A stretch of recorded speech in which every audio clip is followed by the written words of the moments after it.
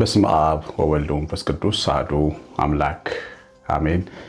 ክርስቶስ ከሙታን መካከል በታላቅ ስልጣኑ ተነስቷል።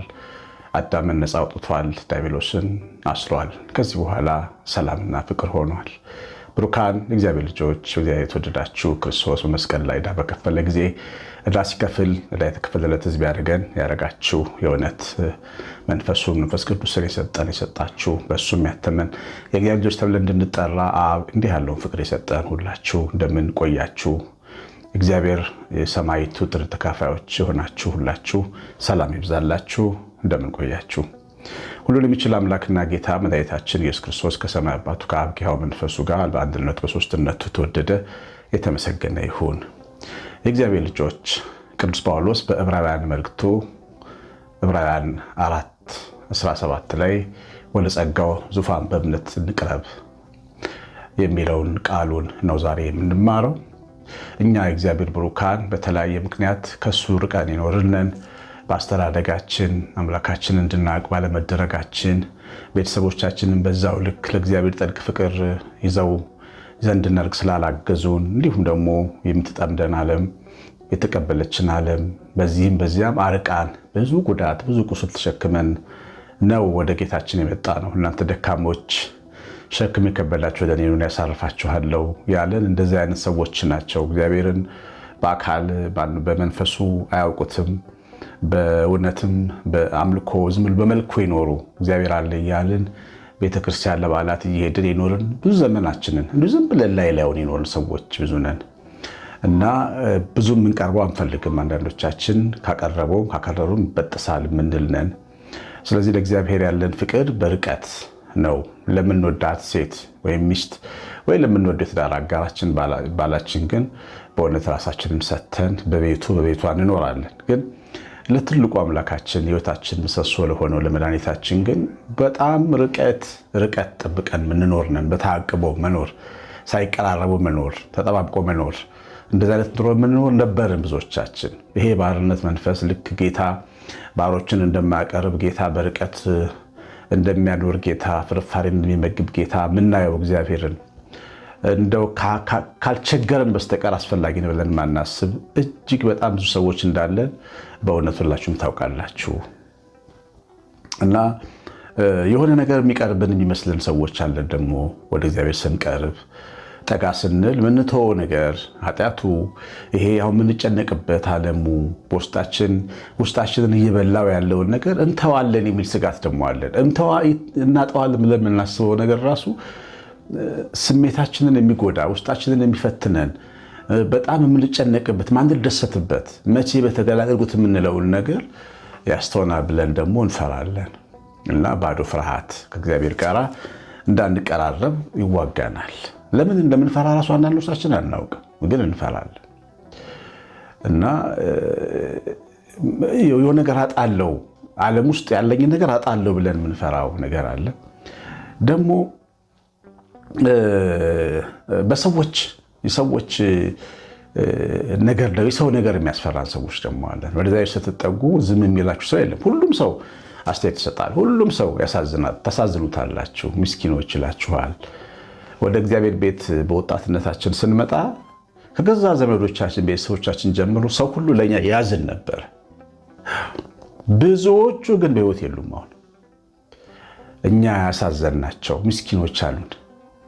በቃ ቄሶች ሆኑ ማለት ነው እነዚህ እያሉ ነው ያሉ ሰዎች ብዙ ናቸው። የእነሱ ተጽዕኖ ቀላል አይደለም። ያን ተጽዕኖ እየፈሩ ብዙ ሰዎች እግዚአብሔር ጋር መጠጋት ይፈራሉ። እናንተ እንዴት ናችሁ? መንፈሳችሁ ልባችሁ ምን ያህል ነው? ከእግዚአብሔር ጋር ጥብቅ ያለ ኑሮ ለመኖር የወሰናችሁ የመጣችሁ እንኳን ደስ አላችሁ። የእግዚአብሔር ቃል ሐዋርያው ጳውሎስ እንደሚነግረን ወደ ጸጋው ዙፋን በእምነት ቅረቡ ነው። አሁን እግዚአብሔር ወዳለበት ማለት ነው። እግዚአብሔር ዙፋን ማለት ንጉሱ ያለበት ክፍል ነው። ወደ ውስጠኛው ክፍል ግቡ ማለት ነው። ፕራይም ሚኒስትር አብይ ወይም ደግሞ ፕሬዚዳንት ትራምፕ ዋይት ሃውስ በቀላሉ አያስገቧችሁም። ወይም ፕራይም ሚኒስትር ጋር ለመድረስ ብዙ ቀጠሮና ብዙ ነገሮች ይፈልጋሉ አይደል? እግዚአብሔር ግን ወደ ጸጋው ዙፋን እንድንቀርብ ይፈቅድልናል። የሰማይ ሰማያት ጌታ ወደዛ ዙፋኑ ወዳለው ተዘረጋበት ወደ ውስጠኛው ክፍል ቅረቡ ነው የሚለን። ይሄ በጣም አስደናቂ ጥሪ ነው። የሚናቅ ጥሪ አይደለም። ይሄ እንደ ተራ ነገር በተራ ሚዛን የሚመዘን አይደለም። መዝነን ይሄ ነገር ይሻል ይሆን እያልን ምናመነታበት አይደለም። ንጉሥ ከጠራ ጨርቅ ጥሎ መሮጥ ነው። ይህን ማወቅ ያስፈልጋል። መጽሐፍ ቅዱስ ላይ ገበሬዎች፣ ነጋዴዎች ሰርግ ተለግሰው ጠርተው ነበረ። ግን ምክንያት እየሰጡ ቀሩ። ንጉሥ ነው የጠራው። በኋላ ሂዱ እስቲ መንገድ ላይ ቆሙ ስራ ፈቶችን ሰብስባችሁ አስገቧቸዋል። ንጉሥ ጠርቷቸዋል ሲባሉ ስራ ፈቶች ምንም ነገር ወደኋላ አላሉም። ተሰብስበው ተጋፍተው መጥተው ሰሩ ቤቱን ሞሉት ይላል። እግዚአብሔር ልጆች ንጉሥ ሲጠራ ተጋፍተው መምጣት ነው እና ወደ ጸጋው ዙፋን ቅረቡ ሲባል ዙፋን ወዳለበት ወደ ውስጠኛው ክፍል ቅረቡ፣ ልዑል ወዳለበት ንጉሠ ነገሥት ኢየሱስ ወዳለበት ውስጠኛው ዓለም ግቡ ማለት ነው። እግዚአብሔር ልጆች ስለዚህ የተከፈተ ሰማይ ያላችሁ፣ የተከፈተ ደጅ እንዳላችሁ ወቁ። መቼም መምጣት ከፈለጋችሁ ይሄ ዙፋን ጸጋ የተሞላ ነው ይላል። ጸጋ ማለት ነፃ ስጦታ ሳያስከፍል የሚሰጠን ማለት ነው። ያው እኛ ከፍለን ይኖርን አይደለም። ከፍለን ነው የምንበላው፣ ከፍለን ነው የምንለብሰው፣ ከፍለን ነው የምንኖረው ቤት ውስጥ ከፍለን የምንኖርበት ዓለም ውስጥ ስላለን ነፃ ስጦታ እውነት አይመስለንም። ጸጋ ማለት ነፃ ስጦታ ማለት ነው። ጸጋ ወደ ጸጋው ዙፋኑ ቤቱ የግርማዊነቱ መንገላ ጸጋ ስጦታ ነፃ ስጦታ የተሞላ ነው። ከፈሉ አይልም። ብዙዎቻችን ከእግዚአብሔር ጋር ማንቀራረበው ለእግዚአብሔር የምከፍለው የለኝም ብለን ስለምናምን። አዎ ሰው ለእግዚአብሔር የሚከፍለው ምንም ነገር የለም። ስጋዬን እንኳን ለአሞራ አሳልፌ ብሰጥ ይላል። ይኸው ሰው የገዛ ልጁን እንኳን አጋድሞ ቢሰዋለት እግዚአብሔር አይበቃውም። ለእግዚአብሔር ክፍያ የሚሆን ነገር የለም። ለዚህ ነው እግዚአብሔር አብርሃምን ተው ያለው፣ ልጅን እንዳትሰዋ ተው፣ እጅን እንዳታነሳብን። ለእግዚአብሔር የሚሰጥ በቂ ስጦታ ስጋ ለባሽ ሰው የለው። እሱ ግን ለእኛ የሚሰጠን በቂ ስጦታ አለ። ያ ጸጋ ይባላል። እኛ ሳንከፍል ከእሱ የምንቀበለው ብዙ አይነት ጸጋ ነው ያለው። ብዙ ስጦታ ነው ያለው። ብዙ ሀብት ነው ያለው እግዚአብሔር ልጆች ወደ አባታችሁ ስትጠጉ አጊጣችሁ ትመለሳላችሁ። ደምቃችሁ ትመለሳላችሁ። አምሮባችሁ ትመለሳላችሁ። ሰው የሚያከብራችሁ የሚፈራችሁ ሰዎች ሆናችሁ ትመለሳላችሁ። ይህን ታውቃላችሁ። ሙሴ በተራራው ላይ ከእግዚአብሔር ጋር 40 ቀን በቆየ ጊዜ ቁርበቱ ፊቱ እንደ ፀሐይ አንጸባረቀች ነው የሚለው። ሲወርድ እስራኤል ዋሉ፣ ፊትህን ሸፍንልን ብለው ጮሁ። የሙሴ ፊት በጨርቅ ተሸፈነ፣ ምክንያቱም ያንጸባርቅ ነበር። ወደ ጸጋው ዙፋን የተቀረቡ ያንጸባርቃሉ። ከንፈር ኩበት መስሎ አትወጣም። ፊትሽ ማዳት ለብሶ አትወጭ። የመንፈስ ደስታ፣ የውስጥ ሰላም ታገኛለች። ሰላም ከየት ይገዛል? ንገረኝቴ። ሰላም ከየት ይገዛል? ተኝቶ ማደር ከየት ይገኛል? እግዚአብሔር ካልሰጠ። የእግዚአብሔር ጸጋ አንዱ ሰላም ነው። አይምሮን የሚያልፍ ሰላም በክርስቶስ ኢየሱስ ይበዛላችኋል ይላል ሐዋርያው ጳውሎስ። በተጠጋን ቁጥር ወደሱ አይምሮን የሚያልፍ ሰላም ይበዛልን። ምን ነካችሁ እስክንባል እንረጋጋለን። በልጅነት የማስታውሰው ሰንበት ቤት ከጀመርኩኝ በኋላ አንድ ቀን ማታ ጉባኤ ሄድኩ። ትንሽ ካፊያ ነበር ባሌ ጎባ። ማታ ጉባኤ ካፊያው ትንሽ ሳሩን አርጥቦታል። እዛ ላይ ተቀመጥኩ። ወንበርም የለም ጉባኤው ላይ ተቀምጬ አባ ኃይለማርያም ይሰብካሉ። አባ ኃይለማርያም ሲያስተምሩ መቼ ነው የምንለወጠው? እስከ መቼ ነው የምንለወጠው አሉ። ይሄ ቃል ልቤን ብርቅስቅስ አድርጎ ገባ። በቃ ስብርብር አደረገኝ። ከዛ በኋላ ከመድኃኔዓለም ቤተክርስቲያን እብዱ አሸናፊ ተቀይሮ ወጣ እና ሰፈራችን ውስጥ የቦኖ ውሃ እንቀዳለን። ቤታችን ቧንቧ ስላልነበረ መንግስት በየሰፈሩ የሚያቆመው ቦኖ አለ አይደል? እየከፈልን የምንገዛው እዛ እንሄዳለን። እዛ ስንሄድ ፊት ነው የሚሄደው። ሁሌ በቃ ሞገደኛ ነኝ። ከፊት ነው የምቆመው። ሰልፍ አልጠብቅም። ከዛ ጊዜ ጀምሮ ግን ስርዓት ያለኝ ሰው ሆንኩ።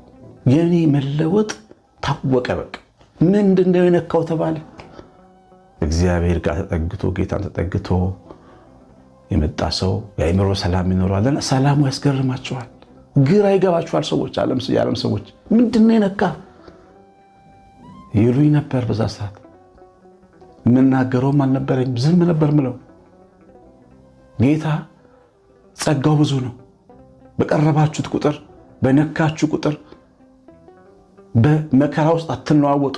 አስገራሚ ትዕግስት ይኖራችኋል። አስደናቂ ችሎታ ይኖራችኋል። ኢዮብ የሚባል ሰው አይታችሁ አልተገረማችሁም? 7 ልጆቹን በአንድ ቀን ያጣ፣ ንብረቱ በአንድ ሌሊት የወደመ፣ ከብቱ በአንድ ሌሊት የተዘረፈ፣ ሰውነቱ በአንድ ሌሊት የቆሰለ፣ ጥፍሩ በአንድ ሌሊት የረገፈ፣ ሚስቱ በአንድ ሌሊት ጥላው ሄደች፣ ብቻውን የቀረ ምስኪን ሰው ኢዮብ አታውቁትም? የኢዮብ አምላክ እናንተና እኔ የምናመልከው እግዚአብሔር ነው። ዙፋኑ ላይ ያለው ባለጸጋ ነው። ትዕግስት ይሰጣል። እንዲህ አይነት ሰውም ያደርጋል። ዝም ማለ፣ ሳይሳደብ ሳይናገር፣ ክፉ ቃል ሳይወጣ እግዚአብሔር ሰጠ፣ እግዚአብሔር ነሳ ብሎ መከራውን በድል አለፈ። በእጥፍ በረከት ተባረከ። እንደዚህም ያደርጋል እግዚአብሔር። ፍጹም ቁም ነገር ያለው ሰው ነው የሚያደርገን። ጸሎታችንን ይሰማል። በቀረብነው ቁጥር ቅርባችን ይሆናል። ሳንናገር ይሰማናል። ያሰብነውን ካሰብነው በላይ ይሰጠናል። እግዚአብሔር ልጆች ብዙ ብልጽግና አለው። እውቀት ይሰጣል፣ ጥበብ ይሰጣል፣ ምክር ይሰጣል። ወደ ጸጋው ዙፋን የሥራ መንገድ ይከፍታል። የበረከት መንገድ ያሳያል። ይኸውላችሁ ቆርሰን ባርከን ቆርሰን የምናድለው እንጀራ ይሰጠናል። እንጀራ ለቤቴ እንዴት እኖራለሁ አንልም። ለሰው የምናተርፈው ለብዙ ሺህ ሰው የምናድለው እንጀራ ይሰጠናል። ወደ ጸጋው ዙፋን ቅረቡ። ወደ ብልጥግናው ዙፋን ኑ። እግዚአብሔር ልጆች ጻድቅ ሲራብ ዘሩም እህል ሲለምን አላየንም። የምንጋደለው የምንፋለመው ለእንጀራ አይደል? ኑ ወደ ጌታችሁ። አትራቡም፣ ዘራችሁ እህል አይለምንም። እግዚአብሔር ልጆች ቅድስና ይሰጠናል። ኃጢአተኛው ሰውነታችን ይቀድሳል። መንፈሳችን መንፈስ ቅዱስን ይሸከማል። አስገራሚ ሰው እንሆናለን። አላያችኋቸው? ምድር ላይ በጣም አስገራሚ ሰዎች በቅድስናቸው በመልካም ምግባራቸው ምንቀናባቸው ሰዎች እነሱን ያደርገናል። ወደ ጸጋው ዙፋን የሚቀርቡ የህይወታቸው መልክ ይቀየራል። በስጦታው ትደምቃላችሁ። ቅድስና እንለብሳለን፣ ነጭ ልብስ እንለብሳለን። ለስጋው ደግሞ እንበቃለን። ልጆቻችንን ለመዳር እንበቃለን። ወልደን ለመሳም እንበቃለን። የተባረክ እንደ አብርሃም ተብለን ተዘምሮልን ለማግባት እንበቃለን። ኑ ወደ እግዚአብሔር። አመንትተን የቆምን ሰዎች፣ መሃል ሜዳ የቆምን ሰዎች ኑ ወደ ጌታችሁ ቅረቡ። ቅርብ በሉ። በቃ እኔ እፈልግሃለሁ፣ ያላንተ መኖር አልችልም በሉ። የእውነት ተደፍታችሁ አልቅሳችሁ ቅረቡ ለእግዚአብሔር። ራሳችሁን ስጡ፣ እጃችሁን ስጡ። ወደ ጸጋው ዙፋን በእምነት ቅረቡ። በልማድም አይደለም፣ በእምነት ነው። ይሆናል ብላችሁ አሁን የሰማኩት ቃል እውነት ነው ብላችሁ ነው። አንተ ስጦታ ብዙ፣ አንተ ቅድስና ብዙ፣ አንተ ጸጋ ብዙ፣ መድኃኔዓለም ወደ አንተ መጣሉ በሉ። እግዚአብሔር ልጆች ባለ ጸጋው ጌታ ይባርካችኋል። ባርካችሁ አንድ ሆናችሁ እልፍ ሆናችሁ ትመለሳላችሁ። አዎ ያዕቆብ ዘር ምድርን የከደነው ወደ እግዚአብሔር ወደ ዙፋኑ ስለቀረበ ነው። በእግዚአብሔር ስም ባርከኝ ብሎ አባቱን አታለለ፣ ጌታውን ስለናፈቀ። ከዛ በኋላ መሰላል ዘርግቶ አሳየው። አምላክህ ነኝ አለው፣ አልተውህም አለው፣ ባርካለሁ አለው። አንድ በትር ይዞ ወጥቶ እልፍ ሆኖ ተመለሰ። ከሰራዊት ጋር ተመለሰ፣ ከብልጥግና ጋር ተመለሰ፣ ከልጆች ጋር ተመለሰ። ልቡ በእግዚአብሔር ፍቅር ነዶ ተመለሰ። እስራኤል ሆኖ ተመለሰ። ወደ ጌታ ቀርቦ የከሰረ ማን ነው ንገሩኝ እስቲ? በእምነት የቀረቡ ሁሉ አፍሰው ይመለሳሉ። ትልቆች ሆነው ይመለሳሉ። ወደሱ ቅረቡ። ተግባራዊ መቅረብ፣ እውነተኛ ንስሐ መግባት፣ ስጋው ደም ለመቀበል መወሰን፣ በየቀኑ ቃሉ ለመስማት መወሰን፣ የልብ የመንፈስ በእምነት የመንፈስ ፍለጋ ጀምሩ። እፈልግሃለሁ በሉት። እፈልግሃለሁ በሉት። አንድ ቀን ባዶነት ተሰማኝ። ባዶነት ቆይቷል። ዛሬ 10 ዓመት አካባቢ ይሆናል። ሳምንት ሙሉ ስሜቴ እንደዛ ሆነ። ባዶ ሆንኩ። ቦሌ መድኃኔዓለም ሄድኩ እና እየዞርኩ ግቢውን እፈልግሃለሁ፣ ታስፈልገኛለህ። ምን እንደምፈልግ አላውቅም፣ ግን የምፈልገው አንተን ነው ብዬ ጸለይኩ። እየዞርኩ ማታ ተኝቼ ቤቴ እግዚአብሔር ያሳየኝ የዘመናት ሁሉ ጥያቄ መልስ ነው። እስካሁን በልቤ ውስጥ የሚበራ ነገር፣ ለሰው ማልናገረው ነገር አብሮኝ እንደሆነ እንድበረታ፣ እንድታመንበት፣ እንድኮራበት፣ ሳልፈራ እንድከተለው የሚያደርግ መልእክት ሰጠኝ። እሱ እንዲህ ነው፣ ለቀረቡት ለፈለጉት እንዲህ ነው። ፈልግሃለሁ በሉት። የእውነት ዝም ብሎ ባዶ መኖር አያስፈልግም። ፈልግሃለሁ ብላችሁ ራሳችሁን ቶሎ ቻርጅ አድርጉ ከእሱ ጋር በፍቅር። እሱ ኃይል ነው።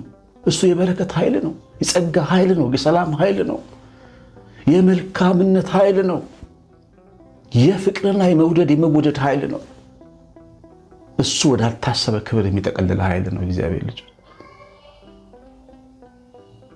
ቅረቡት፣ ወደ እግዚአብሔር ቅረቡ፣ ፊቱን ያበራላችኋል ይላል ዳዊት። ቅረቡ፣ ስትቀርቡ ብርሃኑ ፊታችሁ ላይ ይንጸባረቃል ማለት ነው። በደንብ እንደሰማችሁኝ ተስፋ አለኝ። እግዚአብሔር ያስተማረን ድንቅ ነው። እኔንም አስተምሮኛል። ክብር ይግባው። እናንተንም አስተምሯል። ይህን ተናጋሪ እንዳትቀልዱበት። ንግግሩ ዝም ብሎ ጊዜያዊ ስሜት ማብረጃ እንዳይሆንላችሁ የውስጣችሁን የቋሚ ቁመና የሚሰራ እንዲሆን ልባችሁን አዘጋጁ። እግዚአብሔር ቸርነት፣ የእናታችን የቤታችን በረከት፣ ረድኤት፣ የመላእክት ጥበቃ አብሮን ይሁን። እግዚአብሔር ልጆች እስቲ ምን እንደተማራችሁ ጻፉልኝ። ምን አላችሁ? እግዚአብሔር ምን ተናገራችሁ? ኮሜንት አድርጉ። አስተያየታችሁን ሁሉ ያነባለሁ፣ ደስ ይለኛል። ምርቃታችሁን አሜን እላለሁ። ግን ሰምታችሁ ሳትመርቁኝ አትሄዱ። እግዚአብሔር ያዝንባችኋል። በደንብ ኮሜንት አድርጉ፣ ጻፉ።